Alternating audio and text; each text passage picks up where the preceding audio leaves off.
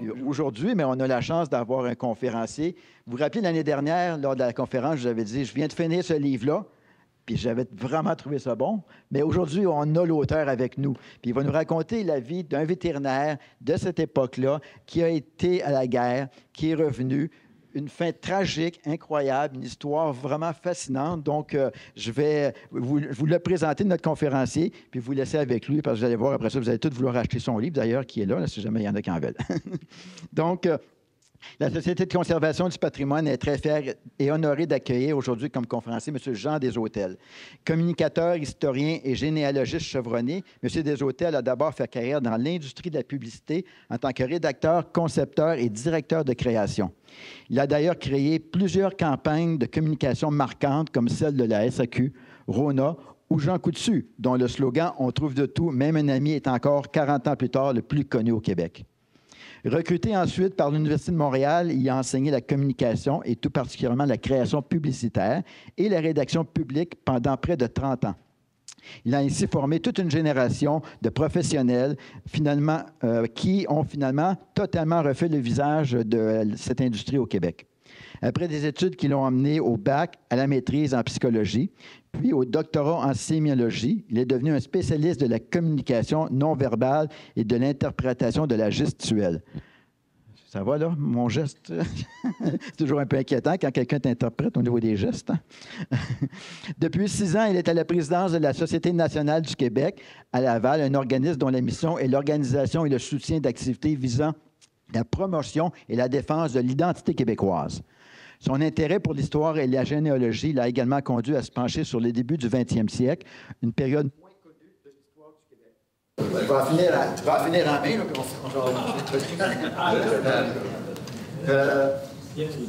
OK, je te continue. OK. Son livre est absolument captivant. Hein? C'est le rendu là. Je l'ai dévoré en quelques jours que je vous conseille. Brosse non seulement un portrait fidèle de la vie du Québec de cette époque, mais il met surtout en lumière tous les embûches, les questionnements et même les regrets de Joseph Lefroy, un médecin vétérinaire qui, dans la jeune vingtaine, a dû quitter son épouse, sa famille, ses amis, pour aller soigner des centaines, sinon des milliers de chevaux en Europe. Ce conflit, vous vous en doutez bien, aura un impact déterminant sur le reste de sa vie et de son tragique destin que je me garde de vous révéler. Je laisse ça à notre conférencier. Sur ce, je vous demanderai d'accueillir M. Jean Deshôtels qui va s'entretenir. Il est très honoré d'en parler.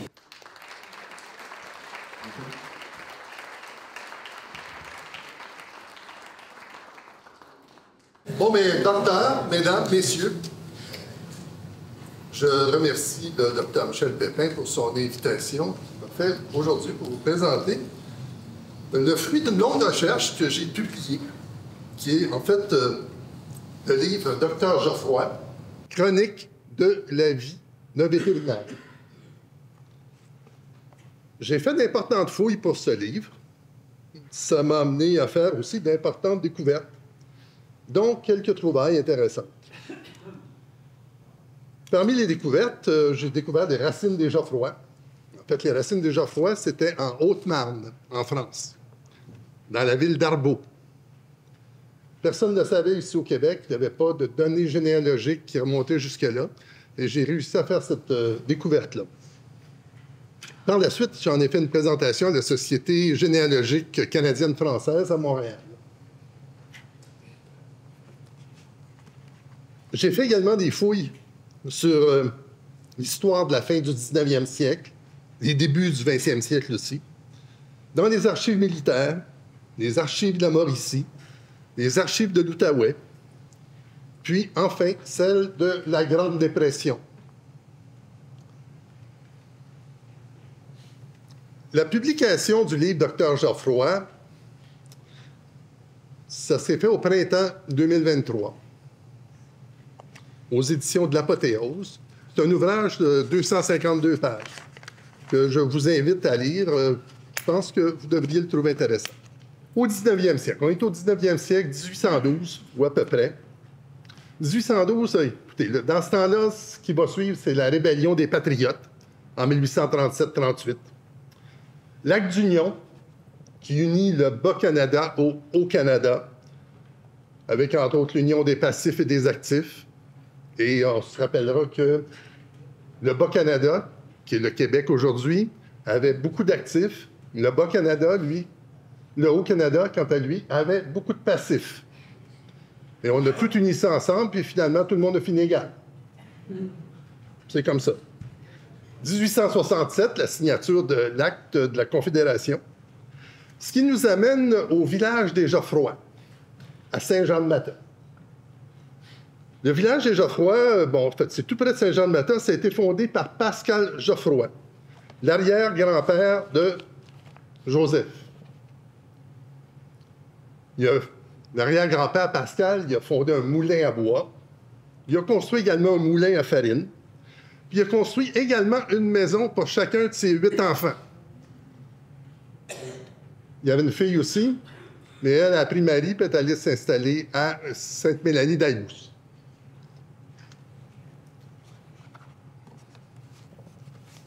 Attention, ça va tomber.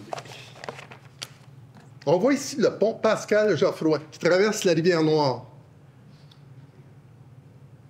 C'est un ponceau et il est situé sur le chemin de la rivière Blanche, dans le secteur de Saint-Jean-de-Matha. Il enjambe la rivière Noire, en fait, au confluent de la rivière Blanche et de la rivière Noire. Et c'est là que Pascal Geoffroy avait construit ses 2 moulins.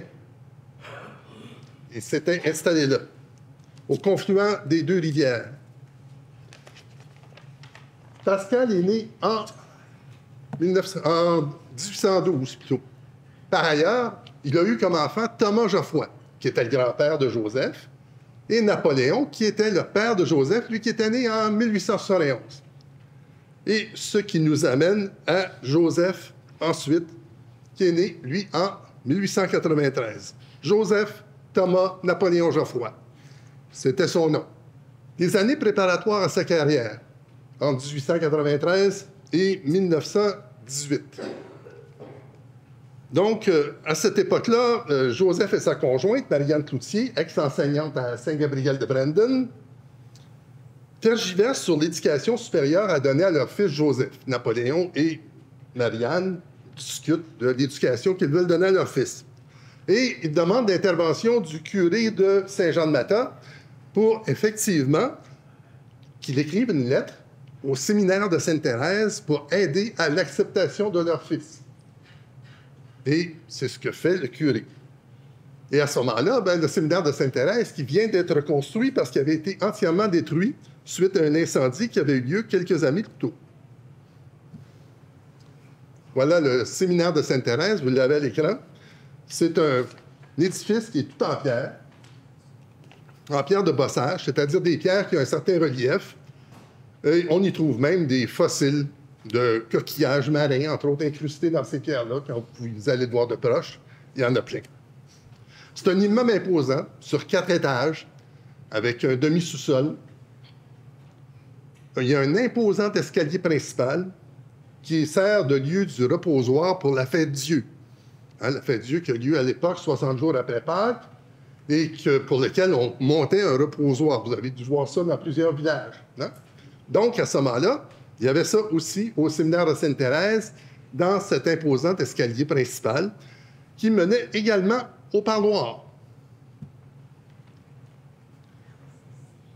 Après un long voyage dans une voiture tirée par cheval, de Saint-Jean-de-Matha à Sainte-Thérèse, en passant par Saint-Lin, où ils ont couché un soir, Joseph et son père, Napoléon, arrivent à Sainte-Thérèse. Et Napoléon dépose son fils au séminaire de Sainte-Thérèse. Et lui, il va continuer. Il va continuer parce qu'effectivement, il a entendu parler qu'il y avait une auberge à vendre à Sainte-Agathe. Et puis finalement, il va aller acheter cette auberge-là à Sainte-Agathe. Pourquoi il achète ça? Parce qu'il était, lui, de métier charpentier-menuisier. Et un an ou 2 plus tôt, avant de mettre son fils au séminaire de Sainte-Thérèse, il a fait une chute importante. Il s'est blessé au dos. Il a fait une chute en construisant la maison de Louis Cyr à Saint-Jean-de-Matha. Hein? Vous avez entendu parler de Louis Cyr, notre homme fort national? C'est ça.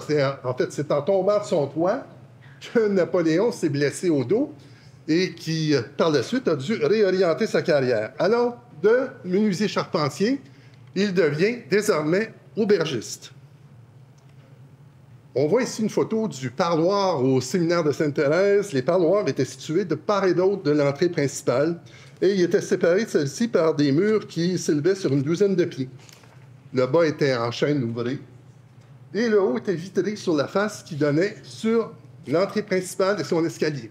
C'est dans le livre. Joseph Geoffroy était un bon élève, studieux. On le voit ici, alors qu'il était en classe de méthode 10e année. Il devait étudier son latin ou son grec, les matières au programme du cours classique à l'époque. Je vous rappelle le programme du cours classique, c'était 8 ans. 8 ans qui étaient en fait inspirés du Ratio Studiorum des Jésuites et qui met l'accent sur le français, le latin, le grec, mais aussi les mathématiques, les sciences, la philosophie, la psychologie. Le premier objectif de ce programme-là, c'est de former des prêtres. Alors, c'est accessoirement, il y a eu d'autres qui ont mal tourné, qui ont fait des médecins vétérinaires, et ainsi de suite. Mais essentiellement, ce qu'on visait, c'était de former des prêtres.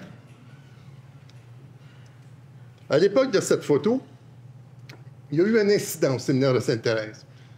Joseph a été impliqué dans une sérieuse bataille au dortoir. Ça arrive. Donc, il va s'enfuir du séminaire de Sainte-Thérèse. Il va s'enfuir à pied. Et il va marcher de Sainte-Thérèse de Blainville jusqu'à Sainte-Agathe pour aller retrouver son père à l'auberge.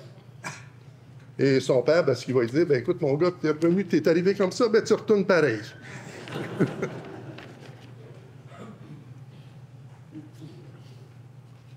Suite à ça, Joseph est déménagé au collège Saint-Paul à Varennes. Il faut dire qu'à ce moment-là, son père n'était plus à ce moment-là à Sainte-Agathe. Il avait acheté une auberge à Montréal, l'auberge Le Relais.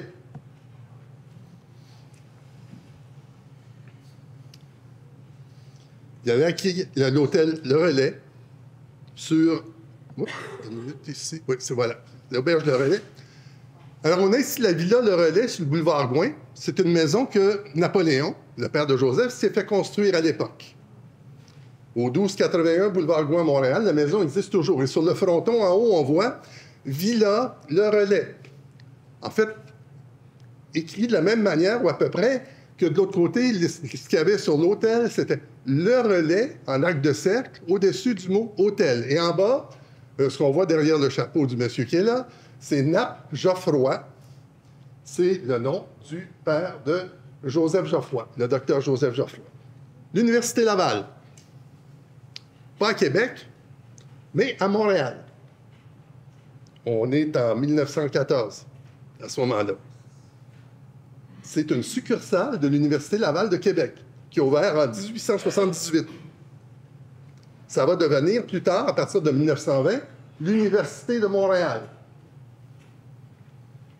Je vous apprendrai pas que c'est Victor Théodule d'Aubigny qui fonde à Montréal la première école de médecine vétérinaire sur la rue Craig, qui est aujourd'hui la rue Saint-Antoine. Cette école sera dirigée ensuite par François Théodule d'Aubigny, son fils. Et la formation à l'époque touchait à tout. On y enseignait autant la géologie que la botanique, la physiologie que l'anatomie. Les étudiants participaient même à la dissection de cadavres humains avec les étudiants de médecine de l'Université McGill. Joseph Geoffroy, d'ailleurs, a vécu une aventure intéressante qui est relatée dans le livre, au moment où il va aider un camarade de classe à déterrer un cadavre fraîchement enterré pour l'apporter à l'université.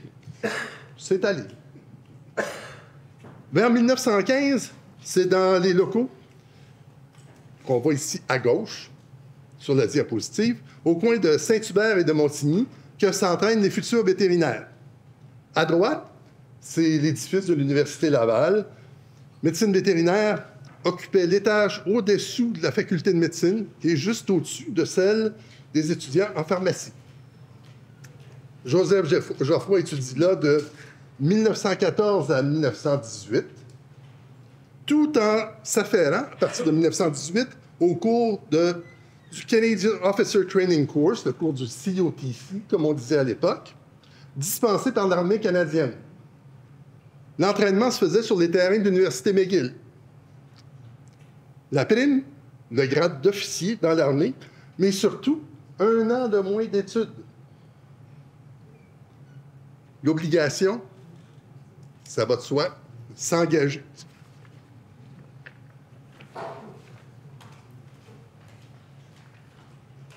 Il subit les examens médicaux d'usage. C'est la guerre. À partir de... Une seconde. Je pense que j'ai sauté une page ici. Je vais prendre. Oui, voilà. Le Canada est en guerre depuis 1914. Depuis 1914, depuis qu'il y a eu l'assassinat à Sarajevo, le 28 juin 1914, de l'archiduc François Ferdinand, l'héritier du trône austro-hongrois, ce qui entraîne la Première Guerre mondiale. Donc, le 4 août 1914, la Grande-Bretagne décide de déclarer la guerre. Et ça entraîne tous les dominions britanniques. Alors, tous les dominions britanniques, le Canada en faisait partie. Donc, à partir de 1914, le Canada est aussi en guerre. En 1918, le Canada est en guerre depuis 4 ans. Joseph Geoffroy s'engage. Il a 25 ans. On voit l'annonce qui est parue dans la presse à l'époque. Le lieutenant Joseph Geoffroy, le lieutenant Joseph Napoléon Geoffroy, fils de M. Napoléon Geoffroy du 82 rue Berry, c'est là qu'il y avait son hôtel à Montréal, l'hôtel Le Relais, enrôlé volontairement dans le corps des vétérinaires canadiens.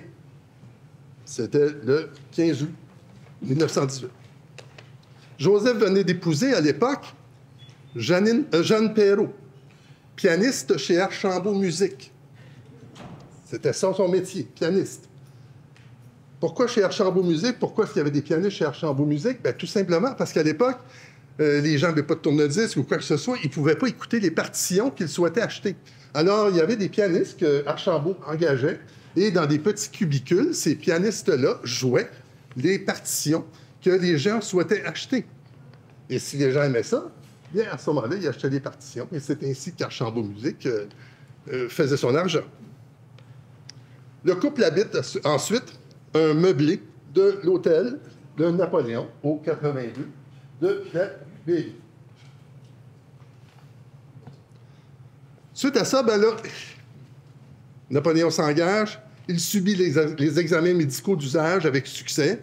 On voit ici les résultats des examens médicaux, les formulaires qu'on complétait dans l'armée canadienne. Et il prépare son pactage. Comme c'est écrit dans le livre, il voyagerait en treillis et tout le reste devait tenir dans ce sac à dos. Il se remit encore une fois à en faire l'inventaire et il prit aussi dans le tiroir du bas de sa commode une petite flasque de whisky qu'il rangea au fond d'une de ses pochettes à portée de main. C'était courant à l'époque. Fin juillet, il prit le train pour Farnham, le camp militaire de Farnham, pas très loin d'ici d'ailleurs. Et c'était au mois d'août 1918. New York connaissait à l'époque ses premiers cas d'influenza, qui s'avérait être la grippe espagnole. C'était à l'époque. Au Québec, cette grippe-là, ça a entraîné plus de 530 000 cas à l'automne 1918. Donc 13 380 morts, décédés. 13 880.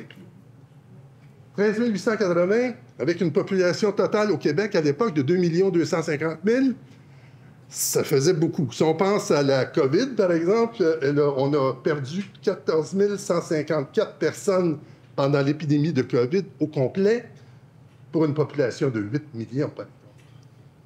Donc là, en un mois ou deux, au mois d'août-septembre 1918, c'est 13 880, près de 14 000 personnes qui sont décédées. L'épidémie québécoise aurait pris, semble-t-il, sa source au camp militaire de Saint-Jean-sur-Richelieu. Le 18 août 1918, c'est sur le HMS Hudson, qu'on voit ici, à l'écran, que Joseph s'embarque. C'est un transport de troupes et de matériel, et il s'en va à destination de Liverpool, Angleterre.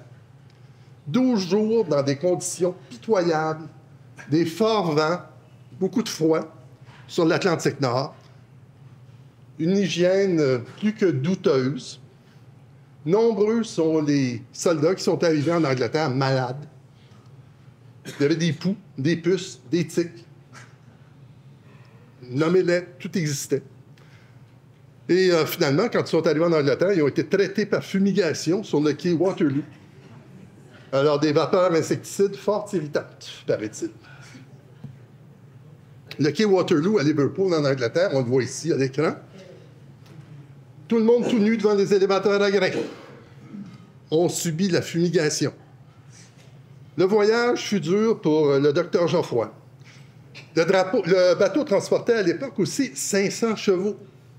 500 chevaux qui étaient destinés aux troupes qui combattaient. À l'arrivée, après 12 jours au fond des cales, ces chevaux-là manquaient d'exercice. Il y avait des blessures mineures, des morsures, des éraflures, des choses comme ça qu'il fallait soigner. Et d'ailleurs, les vétérinaires sont restés à bord du bateau une nuit après l'arrivée du bateau à Liverpool pour justement traiter les chevaux. Le lendemain, tout ce monde-là a été transféré à Woolwich. C'était la caserne militaire où ils allaient compléter leur entraînement. En arrivant, ils ont été mis en quarantaine parce qu'en fait, on craignait la grippe en Angleterre à ce moment-là et on surveillait de près tous ceux qui arrivaient de l'étranger. Et les Canadiens, c'était des étrangers qui débarquaient en Angleterre. Donc, à ce moment-là, ils ont été obligés de se mettre en quarantaine comme les autres. Et c'est là que le docteur Geoffroy tombe malade et qui est transféré à Fulham. Fulham, c'est un hôpital. Un grand hôpital. En fait, on l'appelait même le Fulham Palace. Hein? Un grand hôpital ouvert un grand hôpital militaire qui venait d'ouvrir en 1915. Tout neuf ou à peu près. Il comptait 1130 lits. C'était un gros hôpital. Dont, entre autres, et en plus, pas entre autres, en plus, 318 lits, mais dont on parlait peu, c'était pour les prisonniers de guerre allemands. On ne voulait pas ébruiter la chose. Peu de temps après, quelques semaines, Joseph est rétabli, puis il sort de l'hôpital. Et peu de temps après, d'ailleurs, plusieurs membres du personnel soignant décèdent. L'épidémie de grippe a frappé l'Angleterre. À Montréal, Jeanne, sa femme, est enceinte. Et le bébé est attendu pour le mois de novembre.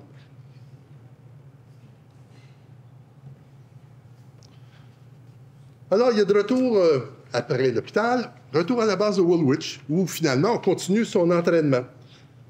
En fait, il se rend là à pied. C'est un bon 7 heures de marche. Et sur la photo, ici, on voit une intervention sur un cheval à Woolwich, en Angleterre, en 1918. Le cheval est à terre. Puis, en fait, on le tient attaché, les jambes attachées. Et puis, on est en train de faire une intervention dessus. Oui. Alors, au début d'octobre, Joseph reçoit une lettre de Jeanne. Ce qu'elle lui dit, ici, moi, je me porte bien, mais beaucoup de gens sont très malades. Plusieurs en meurent même. Ils appellent ça la grippe espagnole. Heureusement, personne n'a été touché, ni dans ta famille, ni dans la mienne. Mais les écoles et les églises sont fermées pour éviter que ça se propage. Monseigneur Bruchesi a demandé à la radio de faire des neuvaines à Notre-Dame du Bon Secours. Ça aide. C'est un bon traitement.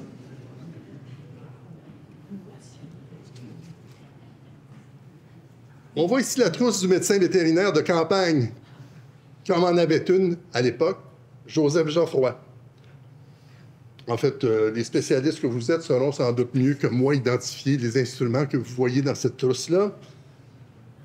Ceci dit, dans les jours qui suivirent à son arrivée, son retour à Woolwich, le docteur Joseph Geoffroy et des centaines d'autres s'embarquent pour la France. Ils s'en vont au dépôt militaire de Croisille, moins de 15 km au sud-est d'Arras, environ 33 km au nord-ouest de Cambrai, en France. On peut regarder ici. On a une carte géographique sur laquelle vous voyez Arras en haut à gauche, Cambrai au centre à droite, et à peu près à moitié à chemin entre les deux, là, la petite ville de Croisille sur la ligne Pointillé. La ligne Pointillé, qui était la ligne Hindenburg pour les Alliés, ou la ligne Siegfried pour les Allemands. C'était la même ligne. Donc, le jour 2, arrivé en France, c'est le départ à destination de Cambrai avec 30 bêtes et 2 autres vétérinaires pour relever 3 autres vétérinaires épuisés sur le champ de bataille. C'est la première mission de Joseph. C'est la première fois qu'il va voir l'action de près. Il faut comprendre qu'en novembre 1917, un an plus tôt, en novembre 1917, il y a eu la première bataille de Cambrai. La première bataille de Cambrai, c'était une attaque tout à fait réussie des Alliés au début, la première journée. Mais le lendemain, les Allemands ont répliqué. Et il y a eu finalement, au total, au bilan, 45 000 hommes de perdus de chaque côté. 90 000 hommes de morts en 24 heures. C'est beaucoup. La route de Cambrai. Des chevaux. Il y avait des chevaux. On en voit ici, là, dans la carriole qui tire le premier véhicule hippomobile qu'on voit au fond à droite, en haut. Donc, les chevaux sont vulnérables aux tirs, aux bombes, mais aussi au gaz. Les chars, on en voit un ici, surtout des chars britanniques. Les avantages, bien, ils ont un blindage protecteur et ça leur permet de traverser aisément les barbelés. L'inconvénient, ils ont de nombreuses et fréquentes défaillances mécaniques. Ils ne sont pas tout à fait au point encore, les chars. C'est la première génération ou à peu près. Enfin, les gaz. Les gaz dont on se souvient de plus, le gaz moutarde ou l'hypérite, qui attaque prioritairement les muqueuses humides, les poumons, les lèvres, la peau moite et les yeux. Ça rend des victimes aveugles, ce qui complique encore davantage leur prise en charge et les soins. À Cambrai, par contre, il faut comprendre que les gaz ont été très majoritairement utilisés, non pas par les Allemands, mais par les Alliés. C'est les Alliés qui utilisaient le plus les gaz. Sauf que les gaz ne se dispersaient pas nécessairement également. Et puis, bon, souvent, c'était les troupes alliées qui étaient gazées par les gaz que les Alliés laissaient sur le champ. À Cambrai, en 1918, le 9 octobre, le docteur Geoffroy est blessé. C'était sur un champ de bataille. Il ramenait avec lui un cheval dont le cavalier venait d'être abattu. Un sifflement, une explosion, il porte la main à son côté. Il y a du sang. Il reprend conscience dans le véhicule où on a mis son brancard avec ceux de 5 autres blessés.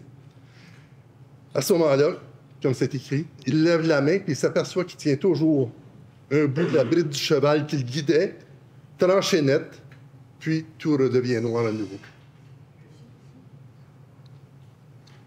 En Angleterre, on le rapatrie au Brooke War Hospital, qu'on peut voir ici à l'écran. C'est l'hôpital militaire Brooke, sur la base de Woolwich, près de la base de Woolwich, en Angleterre, en 1918. Il est traité là pendant 3 semaines, puis on le retourne en France.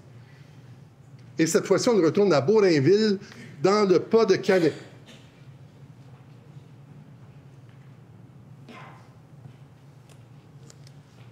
Le 11 novembre 1918, il est à Bourainville, dans le Pas-de-Calais, quand il apprend qu'on vient de signer l'armistice. La guerre est terminée. à peu de jours près ou presque. Bien sûr, ça continue à se battre un peu, mais dans les semaines qui vont suivre, bon, tout va se calmer. Sauf qu'on va le rapatrier au Canada, mais le 10 mai 1919, 6 mois plus tard, ou à peu près. Pourquoi 6 mois plus tard? Bien, écoute, pendant ce temps-là, il était occupé à prendre soin des chevaux pour décider lesquels on ramènerait au pays ici, lesquels on disposerait là-bas sur les marchés des bêtes, lesquels on devrait abattre.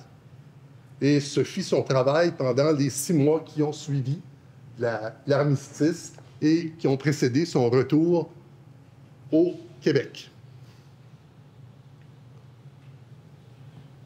De 1919 à 1929, c'est la période de l'après-guerre. À ce moment-là, Joseph, Jeanne et leur petite Janine, parce qu'ils ont une petite fille qui s'appelle maintenant Janine, quittent Montréal pour Grand-Mère. Pourquoi Grand-Mère? Pour la Laurentide Pulp and Paper de Grand-Mère. Il va travailler là pendant 1 an ou 2. Et il habite au 136 de la rue Saint-Jacques, à Grand-Mère à l'époque.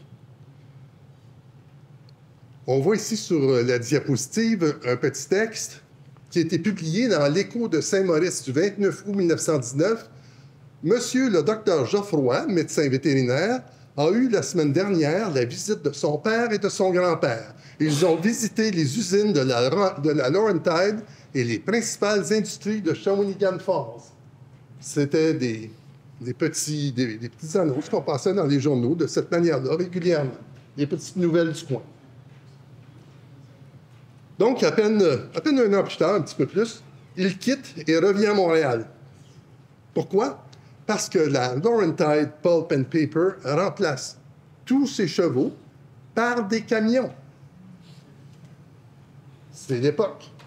On se modernise et puis on se motorise.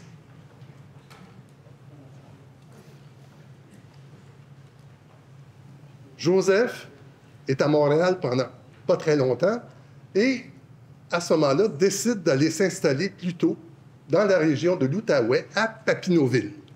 Alors, on a ici une photo colorée de l'époque de la rue principale de Papineauville en 1921. Alors, Joseph et Jeanne déménagent avec leurs 2 filles, désormais. Ils ont maintenant 2 filles. Il y en a une autre qui est née entre-temps. Alors, Janine et la petite Estelle. Il devient vétérinaire de la région. Et c'est en calèche qu'on se déplace alors dans nos campagnes. Il pratique des veillages, il soigne des blessures, il administre des traitements préventifs et curatifs, etc. Il a 28 ans à l'époque. La trousse du vétérinaire de campagne. Ce qui est écrit sur le site de l'Ordre des médecins vétérinaires du Québec, sur votre site web, entre autres, vous pourrez lire, des besoins en praticiens œuvrant auprès des animaux de la ferme augmentent à partir des années 1920, accélérant le mouvement amorcé au début du siècle. Les agriculteurs ont de plus en plus recours au service des médecins vétérinaires en pratique privée. Malgré la pauvreté de la majorité des paysans, l'augmentation graduelle de la quantité et de la valeur des cheptels, principalement composés de vaches laitières, entraîne une plus forte demande pour les soins vétérinaires dans plusieurs régions du Québec. Alors voilà, c'est sûr qu'à ce moment-là, Joseph ne manque pas de travail dans cette région-là. Il s'occupe, entre autres, des nombreuses bêtes du Juniorat de Papineauville, le séminaire des Pères Montfortin, qui, entre autres, ont un gros cheptel de vaches laitières en plus de plusieurs brebis, des porcs, des chevaux et toute une basse-cour. Il cultive aussi des choux et d'autres produits qu'ils vendent au marché quand ils ne les mangent pas eux-mêmes. En 1926 plutôt, Joseph achète sa première voiture, une Pontiac Six. Ça lui permet d'agrandir son territoire. Une voiture, c'est plus rapide qu'une calèche. Donc, à ce moment-là, ça va de Pointe-aux-Chênes à Saint-André-Avelin, de Riponne à Tursault. Un grand territoire que les routes désormais praticables rendent maintenant accessible à l'automobile.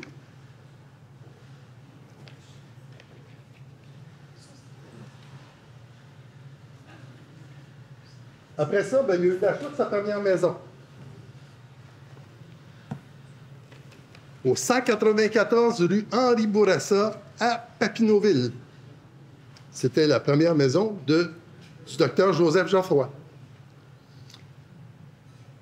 Il faut comprendre sur la rue Henri Bourassa, parce que Henri Bourassa, c'est le fondateur du journal Le Devoir, mais ce fut aussi le premier maire de Papineauville, dans cette région-là, de 1896 à 1898. Joseph a pris la décision d'acheter cette maison-là, ou de faire construire plutôt cette maison-là, en 1923. Il n'y avait rien sur le terrain était vacant. Il a acheté le terrain de Marie-Louise Gabrielle Saint-Julien, qui était la postière du village, qui était la petite-fille, elle, de Denis Benjamin Papineau, qui était le fondateur, lui, du village de Papineauville, et le frère de Louis-Joseph Papineau. Et il habite là à partir de 1924. Ils vivent là heureux quelques années, mais par contre, ils se rendent compte que les agriculteurs ont de plus en plus de mal à payer avec du comptant. En fait, ils ont tendance de plus en plus à échanger des produits pour les services du médecin vétérinaire. Puis, en 1929, la crise. Mais heureusement, à Montebello, il y a un grand projet. Le Seigneurie Club, ou le Log Château de Lucerne en Québec. Lucerne in Québec à l'époque. Le Log Château, pas d'accent circonflexe sur château. On l'écrit à l'anglaise. Une construction inaugurée en juillet 1930, moins de 4 mois après le début des travaux.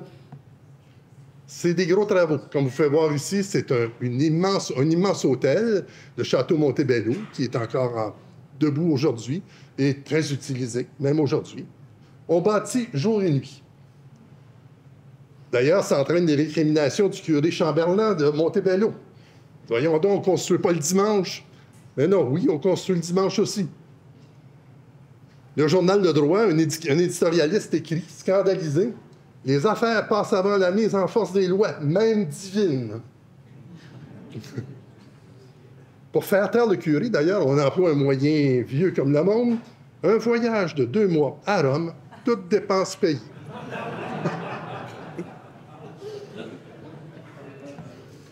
Quelques données sur la construction. C'est le plus grand bâtiment en rondin au monde, fait de 10 000 grumes de cèdre rouge, expédiés de Colombie-Britannique. 3 500 ouvriers l'ont érigé en 4 mois, 111 jours, dirigé par le Finlandais Victor Nymark. Et il a ouvert ses portes le 1er juillet 1930. Plus de 800 ébénistes, surtout européens, sculptent les billots à la hache. On construit à la hâte des logements pour tous les travailleurs, mais c'est insuffisant. Tout Montebello est mis à contribution. Des familles louent des lits selon des horaires de 12 heures. Tu loues ça pour 12 heures, après 12 heures, c'est quelqu'un d'autre qui prend ta place. On travaillait jour et nuit. Et pour finir, le docteur Joseph Geoffroy est nommé vétérinaire en charge des chevaux, dont plusieurs pur sang, du Log Château. C'est là, d'ailleurs, où il se fera dire « speak white », parce qu'il parlait français. Voilà, ça s'est passé là. En fait, ça s'est passé là, sauf que ce qui s'est passé à cette époque-là, c'était autre chose. Je vais vous le dire ici. J'ai pris ce texte-là à partir d'un article de l'Actualité paru vers 2015, où on dit que c'est Lucille Grenier qui parle, la fille du fondateur des lingeries Grenier à Montréal, que tout le monde connaît. Alors, les lingeries Grenier, son père était membre du club. Et quand son père a été surpris à parler en français avec le barman, quelqu'un lui a crié, sans ménagement, « Speak white ». Alors voilà, c'était comme ça à l'époque.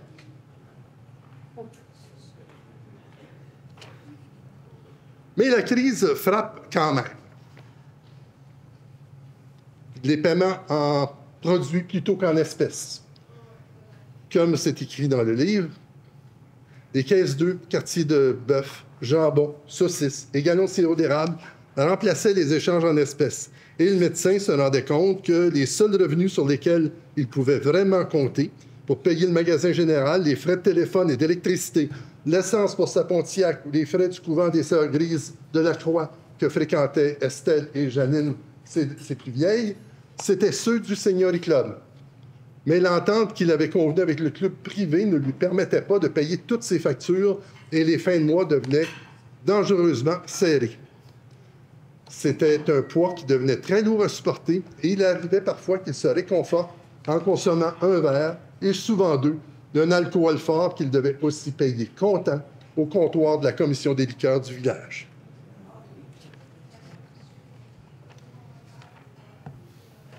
En 1933, le docteur Joseph est mort. Le docteur Joseph est décédé dans son sommeil le 18 mars 1933. Il venait d'apprendre que sa femme, Jeanne, était enceinte de leur 7e enfant, qui naîtra au mois d'octobre suivant. Lui, il est mort au mois de mars. Le décès avait été constaté par le docteur Edmond Damour, un médecin, mais surtout un ami du docteur Joseph Geoffroy, à qui il avait confié son penchant pour l'alcool.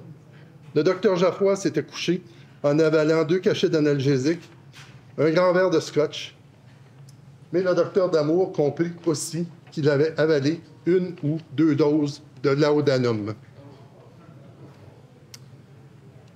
Et dans ces années-là, on ne connaissait pas grand-chose au choc post-traumatique. On a ici la chronique nécrologique du docteur Joseph Geoffroy de Papineauville.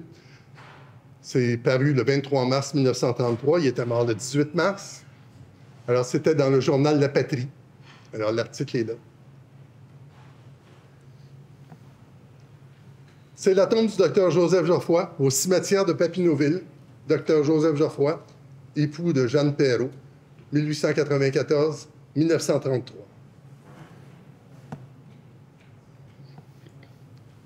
François Legault, premier ministre, et Christopher Skeet, ministre, ils ont bien apprécié cet ouvrage-là quand ils l'ont lu.